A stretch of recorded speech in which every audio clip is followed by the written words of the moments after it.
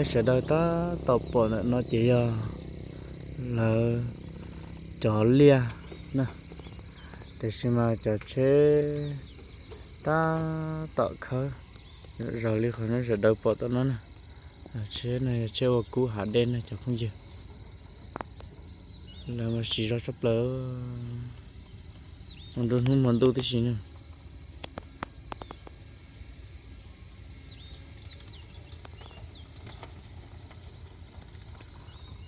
này cú đê cú đê chỉ họ tên đã lia thế nào ta khỏi thì sẽ đầu món tàu lia ta lại chỉ họ tên đã lia thế nào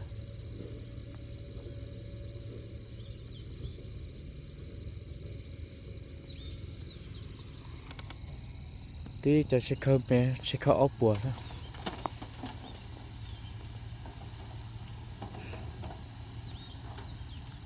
bây giờ chờ lâu nó to là phun nhở chỉ họ trên ruộng tàu đua là họ trên ruộng họ chế phăng gì đua nè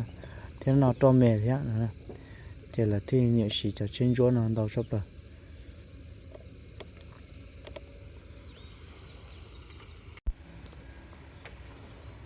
đợt này ấy cho lia giống từ rồi lên này sẽ được bỏ nó này cho không gì thì cho lia tí tia giống từ rồi nó ta chỉ muốn mua cú chè là mua sản phẩm tham rồi là ua nó chém bưởi sắm blo thêm bưởi sạch nhá là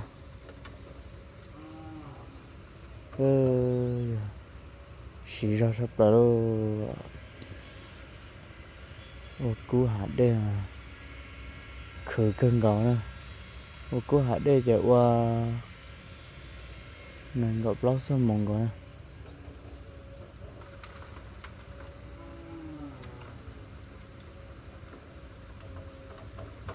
nếu mà cho trâu đâu có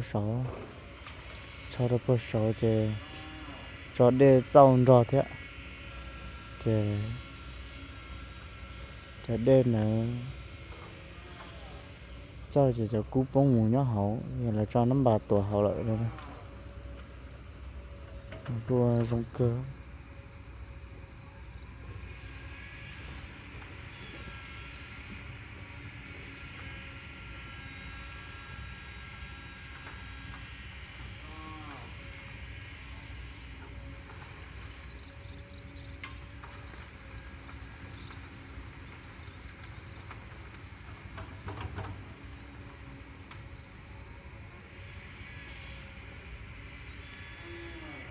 đi cho chơi xưa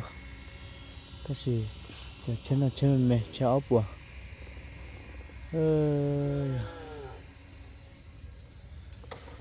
phải không nó bé chơi chỉ cho đấy hàng chơi một số bộ bé bên bơi sả lỡ cho không gì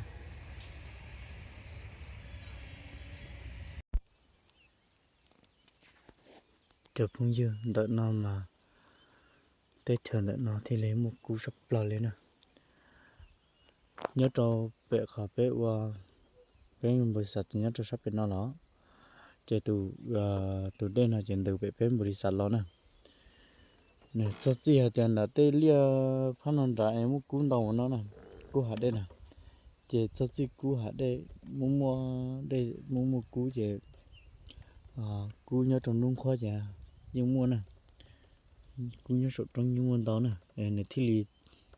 mua là một nhớ trò hậu đây nó nè cho cú nhớ nung khoa thế cú hạt đây chơi nè chỉ sợ đây nè cú nhớ nung khoa chơi nè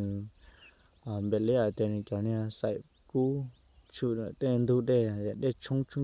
chung là chứ nếu như chung xí này buổi xong là một nhót cho hậu tê lu hạ rơ nè chứ là một ly khơi chứ để thì mua là cho họ cú mà cú nhà xa xôi giá nè chứ nó có cho cú là nếu nhót cho họ cá đồn tài sao thì có đầu cho số dê lại cho là trâu chứ chờ cú nữa thì lấy chờ cú nè chờ cú đê nó mà nửa lọ đồ cung khọ nó cú đê mà nửa tem lại nè thế khó lo lấy tên nè lại xua thế khó lo lấy tên nè อียาโฉแต่ลูกกูลูกโฉโลแต่ลูกกูเลียอีมไหลปกกือโลน่ะยะลูกปกกือน่ะอีชาปกกือน่ะจอลูกปกกือน่ะกูนอละแต่มัวเทียแต่สิตะปอเทียน่ะไอ้เสมัวจิมัวตะสิฟังดาจะจอโลแต่โฉเต็มเลยโลแต่น่ะแต่เมดอนดาน่ะจะกูเดน่ะhọ cũng như trong nông khoa nè mà họ chỉ bỏ im lại kia nè cũng như trong nông khoa chỉ bỏ cho lo project thế chỉ mua thế thôi thêm lại chi thế họ chờ phần đầu chỉ nhớ rõ thế chỉ mỏ thế nè để cứ chỉ bỏ thì giờ ôi cha nữa họ cú để theo cung khoa nữa họ chỉ xích thông nữa nè ta chỉ phần đầu này chủ yếu là để cung khoa lò sự nữa nèแต่ก็มันนึงกูเฮามัวจำไหลล้อแท้นั่นน่ะแต่สิจำไหลแม่มันใช่ถ้าอยู่ละหมู่มอว่าละนั่นใช่อยู่เฮาสิมัวละอยู่ว่าสิปอนะเนี่ยใช่มั้แม่ดาวของระยะอริจานแล้วนะอยู่เฮาสิจะเน้นวิธีการโอกูแท้นะแต่สิปอติมใบตรงเนี่ยจะปอแต่กูแดมันเนี่ยรอดว่ากุ้งขวนะเนี่ยแท้ยาแต่อยากสวดตีมัวกูแดแล้วนะเจกูตรงเจจุมัว 100% ซึ่งนั่นนะแต่เพลงแต่ตอนนี้จะพูดเนี่ยไอ้จุดใจกูนี่กูสาเป้าจ่อแต่เธอเนาะเกิดขึ้นแล้วคือเฮาแต่ฉันเนาะแล้วมันลงมือได้เกิดนะแล้วว่าจะได้ของจริงจังมองแกเด้อบลอตเตเลียนงกาตาหน่อยยามบลอตเตเลียซะจะทะเลอุตาโลนะจะละปัดนะคะปัดตุยนะจะละด้วยนะเลียซะจะพูดจำลองนะจำลองตาเลยโล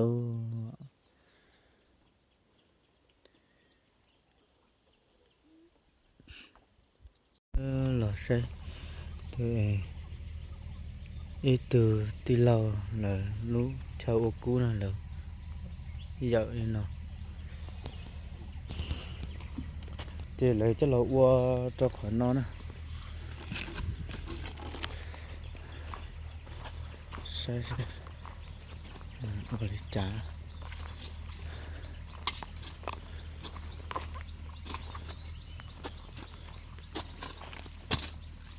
อันนี้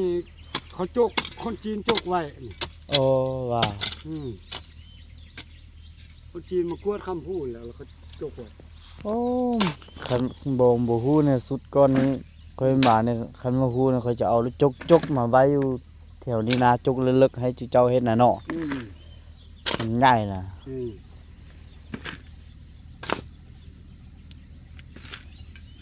แถวนึงนี่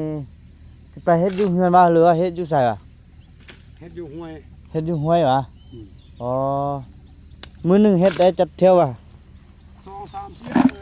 2-3 เที่ยวได้เฉลี่ยเป็นเงินนี่ได้เท่าใดมื้อต่อมื้อบ างมื้อก็ได้2-3 เที่ยวนี่แหละ 2-3 แสนตัวเนื้อได้หลายก็เจ้าอ่ะเนาะตัวเนื้อเขาได้เป็นบาทนะมื้อนึงบางเที่ยบาทนึงคือเท่าใดเงินกีบอ้าวเดี๋ยวนี้บ่เป็น48ล้านว่ะโอ้ต่อมื้อนะป้าเดี๋ยวนี้บ่ได้แล้วเดี๋ยวนี้บ่ยินละบ่มีบ่สิเฮ็ดได้เนาะมีแต่ค่อยเฮ็ดเบิ่งว่าบ่ใดมีก็เอาบ่มีก็ยากพอขายกว่าเฮาบ่เฮ็ดเนาะเอาวิธีเฮ็ดนี่จะเฮ็ดได้วะวิธีเฮ็ดน่ะเอาไปใส่บางนั่นแหละบางเลยซื้อบางเฮ็ด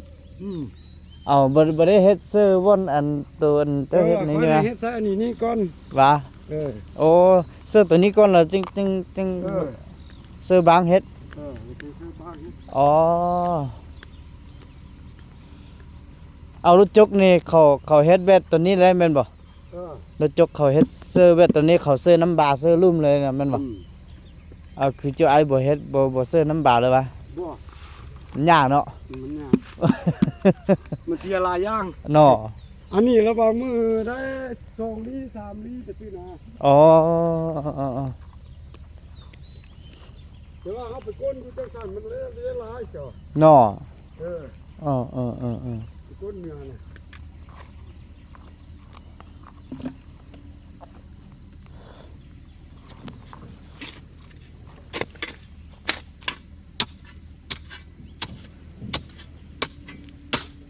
ตัวนี้ข คันว่าคนจีนเขาจกมาแล้วเขาต้องจกเลึกๆมาแล้วนี่น่ะ อืม เนาะ เขาจุกเลิกไว้ อืม มาละโอ้เขาจุกโยนแล้วกว่า อืม หลายปีแล้วเขามาสัมปทาน เนาะ อืมมันจนแน่นเลย แม่นแล้ว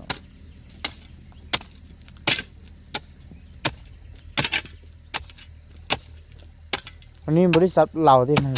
ฮะ นี่นะบริษัทเราที่รถจกนี่นะ ลาว อืมคนเราบ่เฮ็ดอ่านคำพูดเลยเนาะ อืม เฮ็ดแต่คำห้อยเนาะคำห้อยเฮ็ดง่ายกว่าแล้วเบิ่งน่ะ อืม จกละมาเซอร์น้ำบาเซอร์ลุ่มละเฮ็ดคือในนี่ก็ได้แล้วนะเนาะ อืม คำพูดนี่เฮ็ดยากนะ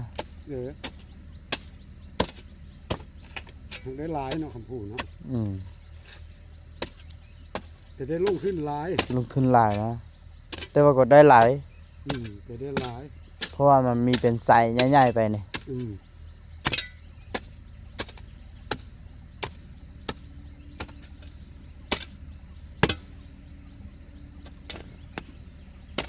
โอ้ลิ้นคำได้2-3 ปีแล้วบ่จุอายหั่นน่ะ บ่หาก็มาเลี้ยงปีเดียวนี่ก่อนทุกคนนะ อ๋อพอยามเฮ็ดให้เฮ็ดนาก็ไปเฮ็ดให้เฮ็ดนาเนาะ ยังไม่น่าเฮ็ดหน้าทุกคนอยู่บ้านนี่ อ๋ออยู่วันนี้เนาะ อืม นาตัวนี้สมมุติว่าเขาเฮ็ดคันแล้วล่ะครับ ปรับแล้วเราก็เฮ็ดขั้นแล้วเราเขายังมาเอารถฟอดปรับชื่อ ปัดเฮือเจ้าของคือเก่า อืม อ่า ปรับเจ้าของก็ ก็พอขายได้เนาะ อืม ได้เงินเดยังได้นา อืม คือเก่าเนี่ยเนาะ ง่ายก็ แต่ว่าเขาเฮ็ดในนี้แล้วมันบ่งามคือเก่าแล้ว อืม ต้องเป็น2-3 ปีต่อหน้าแหละมันจึงงาม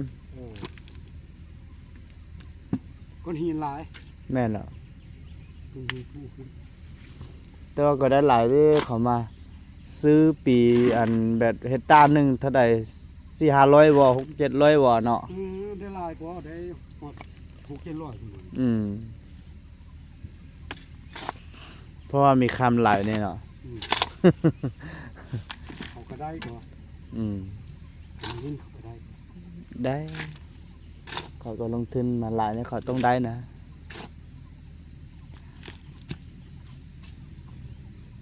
นี่เด้คุมเดียวหันคุมลุ่มนี่เขายังได้8 บาท8 บาทปลาย ว่า อืม โอ้ นี่เป็นคุมเดียวหันคุมลุ่มนี่ โอ้ ตัวเท่านั้นเขาเฮ็ดแต่เราบ่ได้ อ๋อ ตัวลุ่มนี่เขายังบ่ทันได้เฮ็ดตัวลุ่ม เออ เดี๋ยวรอยปลากระลาม นอลอยไปกะลำได้หลายแท้là giờ nhớ tới chỗ này giờ là ô cú nó thế giờ tao lo nữa thấy nó tao plot cho tao lăn hay à ít nó hả xuân đang uống thế nào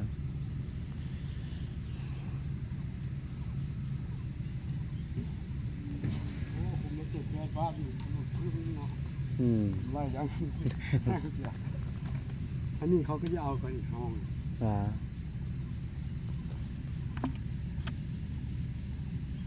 ôคือว่ามีไหลกลุ่มเท่ป่ะไหลบริษัทเท่ป่ะอยู่ลุ่มนี้ก็คือว่ามีรถจกมาละลายเนาะ อืม ตอนค่อยมา เนี่ยกันเฮ็ด ตอนค่อยมานี่บ่มีผู้ใดมาเลยได้ น่ะ ตอนค่อยมาเข้าเวียนนี่ยังบ่มีรถจกเข้ามาเฮ็ดอันตอนนี้แล้วนะ อืม บ่เฮ็ดคำห้อยแล้วนะ ก็มาได้3 เดือนนี่กัดขึ้นมาเมื่อยแล้วป้ารถเข้ามาหลายเลยอะ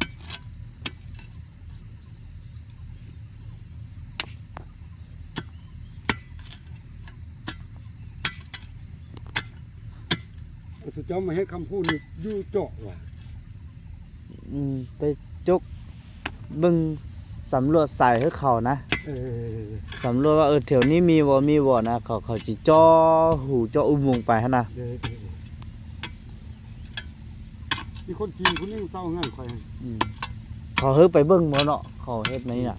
เธอบ่ ฮะ เขาเฮ็ดไปเบิ่งบ่ในนี่น่ะ จังว่า บ่ได้เจ้าไอ้บ่ได้ไปเบิ่งน้ำจักเทื่อ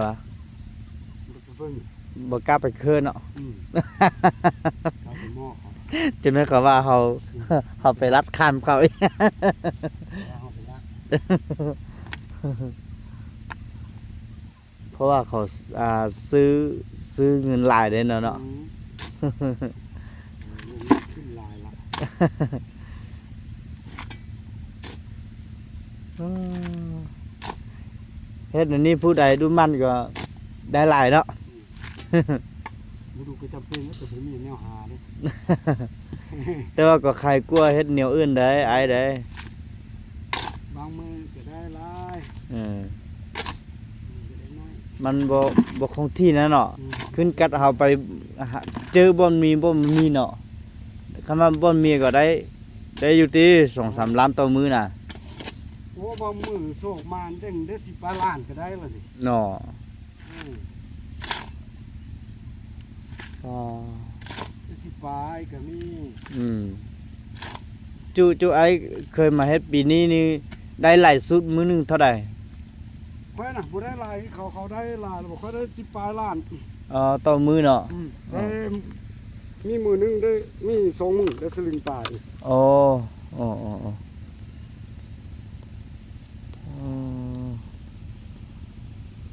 ตัวนั้นเนี่ยเด้ออย่าตลอดเนี่ยว่าinu cậu lớn cậu ta lớn hơn cô lái nữa ta chỉ tại xin nó chỉ lái lại inu ở phía sẹn chứ nhớ lại tên nun ra cái khó mua chỉ mua nè đâu khỏi yêu số khó mua chia nó chạy dưới chỉ bao nó chạy không gì nè chạy như dù mất trong lúc này là luôn đợi trong mình do thì là thi lịch bao chứ thì nhớ lại tên thọ có một quan cha cái khó mua này thì chỉ khớ ai nó này nhở khớ ai đi nó thìนี่จีเป้าหรือโอ้คำห้วยนี่มันบ่คือคำพูนะคำพูนี่มีเป็นใส่ไปเลยเนาะ คำพูเอาได้หลาย คำห้วยนี่โอ้ยากจ้ะหน้าแต่ละทงบ่ได้มีหมดเลยจ้ะ เนาะ บ่ คือเดียวเลยเนาะ ค่อยมี บนใดมีก็มีหลายบนใดบ่มีก็บ่มีเลยเนาะ บ่มีก็บ่มีเลย โอ้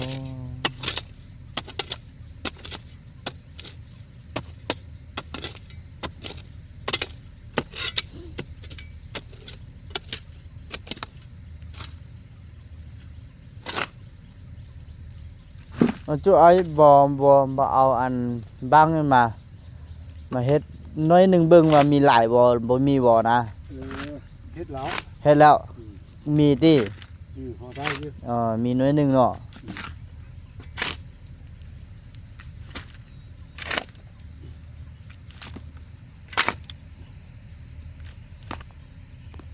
ซื้อนี่น้อยหนึงได้แล้ว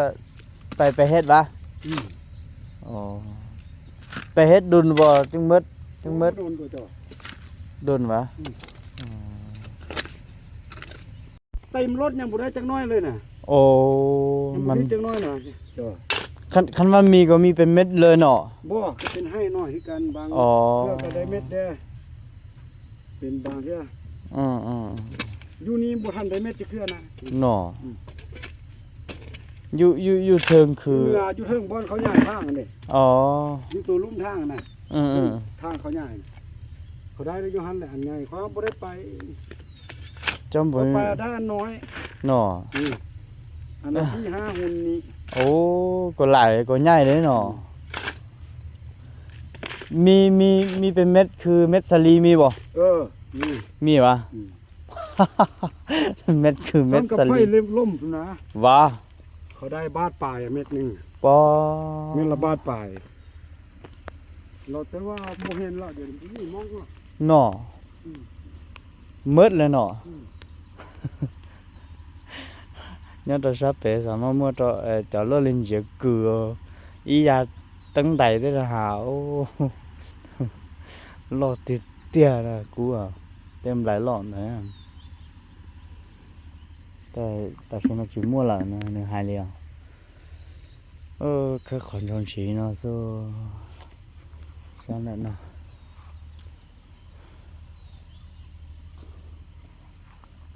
มื้อนี้มีแต่ไอ้ผู้เดียวมาวะบ่มีคนมาวะ บ่เขามาว่านลายเขาบ่ได้แล้วเขาบ่มาแล้ว โอ้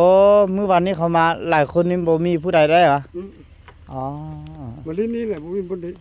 นได้ก็ลงหันก็บ่ได้เด้ เนาะเขาบ่ให้ลงเลยเนาะ ลงแต่ว่าบ่ได้ หว่า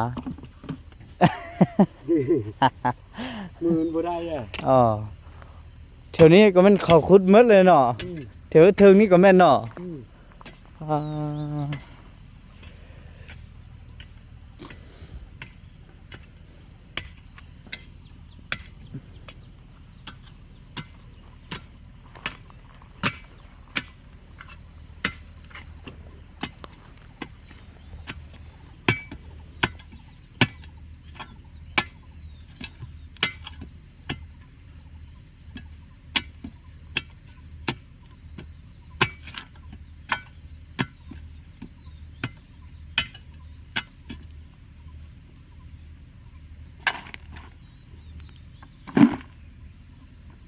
เดี๋ยวไปลิ้นน้ำเขาอีกข้างหน้าก็บางหน้าจะมีอีก เนาะ แต่หากเขาบ่ให้ลงจ้ะ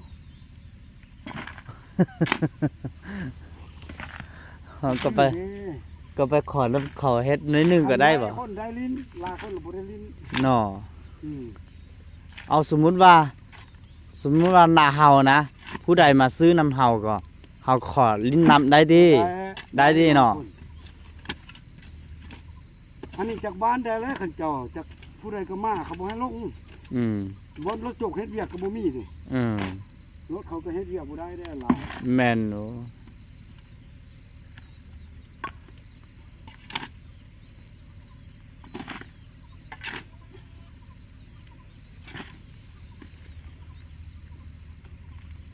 บางนี่เฮ็ดเองว่าหรือว่าซื้อวะ ซื้อ ซื้อ อันนึงเท่าใด อันน้อยเขาซื้อ400,000 ว่า อันนี้ก็700,000 โอ้อันนี้แพงกว่าเนาะ อืม700,000 800,000จัง อืม ซื้อบางเก่าเขา400,000บางใหญ่ อ๋อ เสียนะ เออเออ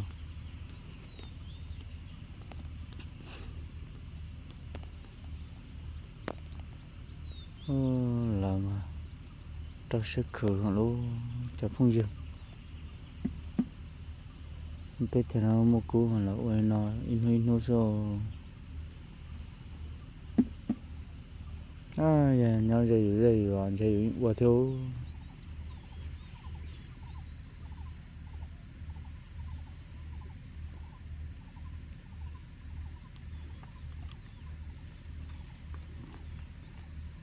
เขามาก้นมือว่านลุง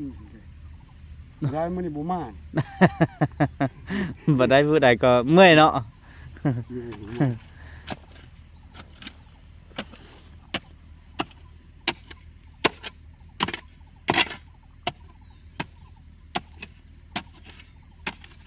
โอ้คันมือเขาได้เต็มเว้มคน มันได้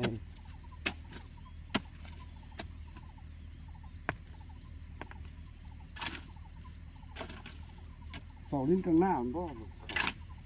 แต่ข้างหน้าก็ได้ไปเขาอยู่แล้วสัวเขาเลี้ยว เขาลงไป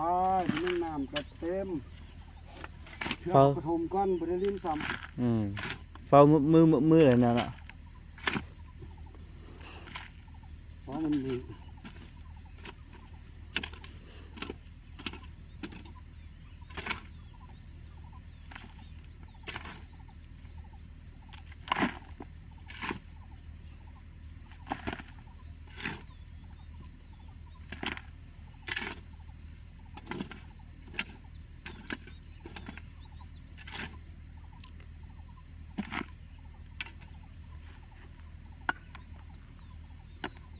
คันว่าเจอบ่มีนี่คู่หนึ่งนี่ต้องมีเม็ดหนึ่ง2 เม็ดแนวเนาะก็บ่มีก็คู่หนึ่งก็บ่มีเลยแนวเนาะ บอกที่ว่าแต่คู่มันยังจะเต็มรถถนัดไปบางเทื่อบ่ได้จังเม็ดไปคู่เลย โอ้ เทื่อก็ได้สิบอลมัน โอ้ยเนาะบ่ฮู้แนวสิเว้าเลยเนาะ เอ้ยสาลวแต่ถอดเนื้อra chính ra khó mua chỉ tăng tới trên nó lên chỉ mua in chia đi ra khó mua mà ít khu nữa cũng mua lý yên chia thế giờ lại giờ kẹt khử như khử cú ở chỉ không gì liền โอ้ขันว่าลิ้นได้ลายมีปลานี่เต็มหมดแล้วท nọ ำเต็มหมดได้ คือไอ้ว่าแหละบ่มีอันเข้ามามื้อวันนี้หลายๆคนนั้นบ่มีผู้ใดได้ก็เมื่อหมดแล้วมื้อนี้บ่มาแล้วเนาะ มันอยู่ประมาณน้ำมาแล้วมัน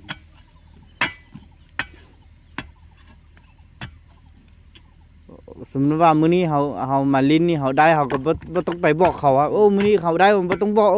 เฮามาผู้เดียวตลอดเฮาจึงได้คอยได้เขาบ่มาน้ำเที่ยวเขามาตลอดได้บ่ได้เขาก็มา ว่า เขาบ่มาน้ำคอย เขาถามว่าได้บ่บ่ได้แล้วก็แล้วแต่ละมื้อเฮาจึงได้มาจ้อมาเฮ็ดทุกมื้อคำว่าเฮาไปเฮาก็บอกเขาว่าได้มื้อนี้ได้เท่านี้เลยเขาก็ส่วนกันมาหลายๆคนที่เฮาบ่ได้เฮ็ดแล้วแม่นบ่ คอยบ่ได้บอกแต่ว่าคอยมาดุบางเทื่อเขาพัดมาเขาว่าคอยได้เนี่ยเนาะ มาน้ำคอยบางเทื่อมาบ่ได้ก็บ่มาบัดนี้ แม่นแล้ว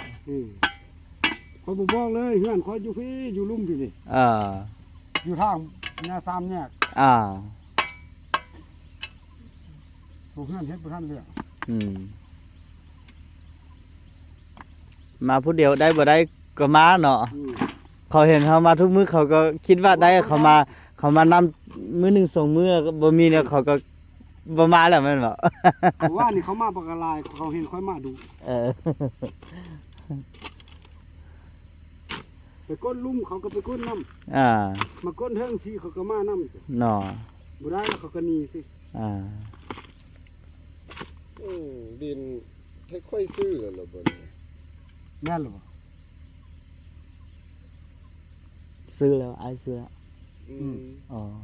ซื้อหรออันนี้โตคนจีนจกอกขี่มาที่ซื้อดินนาโตเขาจีนมายามนะ ค่อยๆซื้อหมดแล้วคือ